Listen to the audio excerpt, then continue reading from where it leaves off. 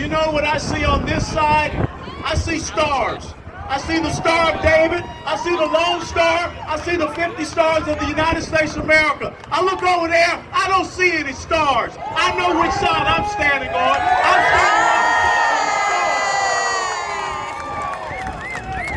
on the Now, you know something that's real interesting? You know, George Santayana once said in the 1920s, those who fail to learn from history are doomed to repeat it. When I look over there and I hear people saying, free, free Palestine, and Palestine belongs to us, let's go back in antiquity and understand where that word Palestine came from.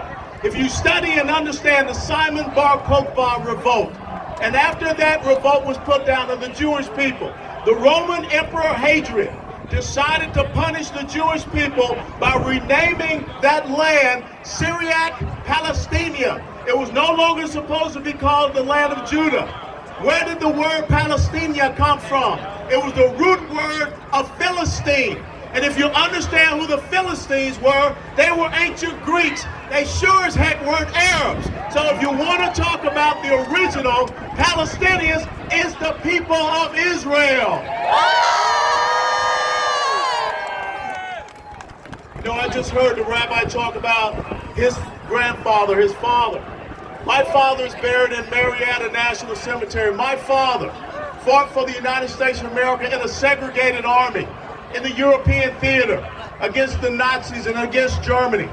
And if you remember what happened in 1944 and 1945, when the American soldiers went in and found those concentration camps, found those death camps, it was General Eisenhower that said, we have got to take pictures of this. We have got to record this because we can never allow this to happen again. And the world came together and said never again. Well, guess what, folks? You look across the street and it's happening again. And we cannot allow that to happen. Every single one of us here in Texas, every single one of us here in Texas, you need to be concerned that there are people in Texas, in Dallas, Texas, that support a designated terrorist organization. How can you justify what they're doing? You know, there are people over there who have no problem strapping a bomb on a young person and having them come over here and stand in the midst of us. And don't tell me that that doesn't happen. Because 30 years ago, I was in Operation Desert Shield, Desert Storm. In 2003, I was over there in Iraq. For 2.5 years, I was over there in Afghanistan. And you just think about what happened a couple of weeks ago when the Taliban killed 68 little girls just trying to go to school.